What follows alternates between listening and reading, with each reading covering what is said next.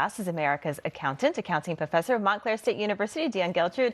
And in the studio, also with us, is CEO of Chickasaw Bank, former Speaker of the Oklahoma House of Representatives, and current Oklahoma Transportation Commissioner T.W. Shannon.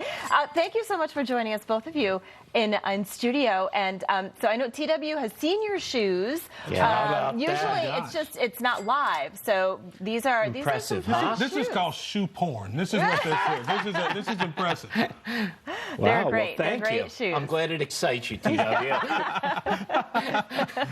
All right, so let's get right to the markets. U.S. stocks dropped sharply as a new COVID variant found in South Africa triggered a global shift away from risk assets. The Dow dropped over 905 points, the worst day of the year. S&P and NASDAQ both dropped as well. Dan, how concerning is this? Well, it is concerning, but we have to look at what's going to happen here long term.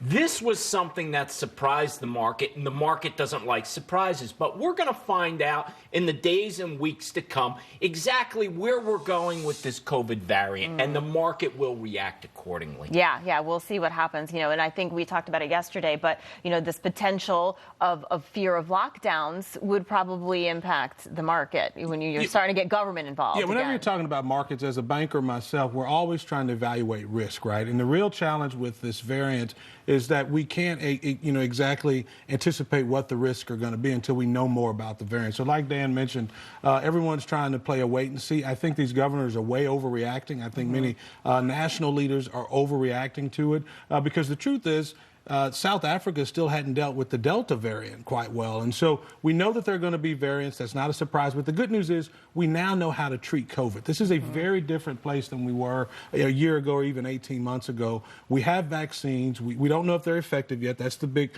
question that's still out there. But we also, even if it's not very effective, we have therapeutics now. We know how to treat it. So this shouldn't have the same impact that it's had before. But hopefully we'll get past this and the markets will rebound. That's what we're all hoping for. Yeah, absolutely. Well, we got past Black Friday. Cyber Monday is tomorrow. I was doing a little bit of research, and they said that obviously online is still the best way to go, but they're not offering as many deals as they were previous years. Dan, I want to get your take. What do you expect for Cyber Monday? I think Cyber Monday is going to be a very big day. And, I just want to point something out. When people think about Cyber Monday, they're thinking about Amazon.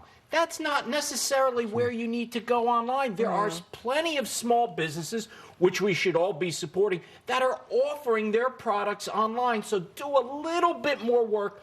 Go beyond Amazon and see how you could help the smaller businesses. Yeah, I know Black Friday, they didn't get the sales that they wanted to. Do you think that will trickle into Cyber Monday or even into the holidays? Well, I think it's the Biden effect, right? Right now, there's a lot of cash in the economy. They've continued to pump, liquidity into this economy. So Americans have the liquidity. The challenge is we just don't trust this leadership that's happening in Washington, D.C. So I think people are holding back on spending because there's a bit of a wait-and-see approach. We just don't know what's happening and coming down the pike. But again, at the end of the day, I think we're going to anticipate that numbers are going to be down. We still have a crunch with a worker supply shortage, and we also have the issue with the supply chain shortage, all caused by Bidenomics. Yeah, Bidenomics. I like that. Yeah, Dan, a lot of businesses, even restaurants, are struggling because they can't find workers. But then you have these, you go in and you're waiting in these long lines if you're trying to buy something because they just don't have the staff.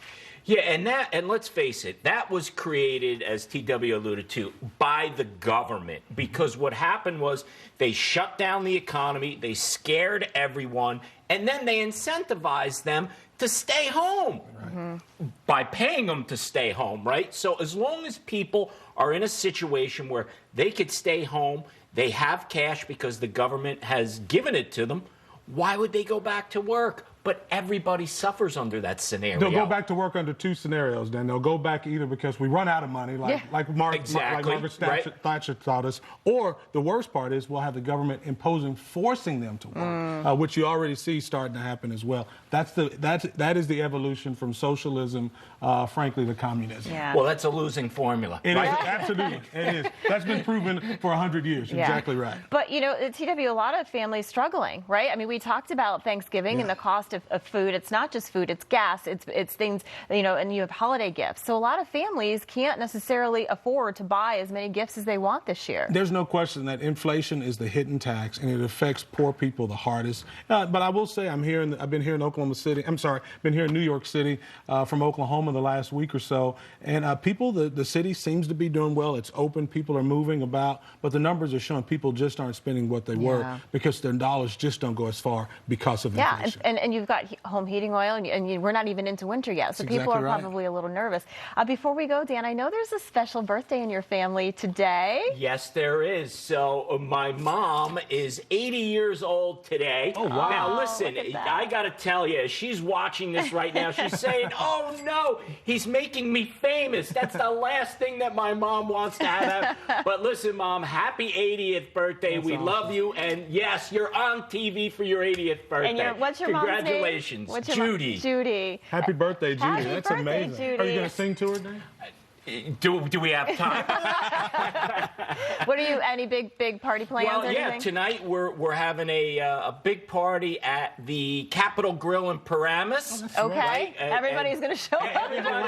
Everybody at NewsMax is invited. Please come. My mom will be so happy to see all of you. Well, happy birthday, Judy. Thank you so much. I'm glad we Are you going to follow Dr. Fauci's orders and vaccine test and do all of that? No, we are not going to do have that. a real party. We're going to Good have for a you. party Good and we're for going to you. celebrate my mom. She Bottom line. She deserves it. All right. Yeah, we'll see you guys at the top of the 8 o'clock hour to discuss more business topics. There's always so much to talk about with you. Thank you so much. Thanks, Alison. All right, coming up.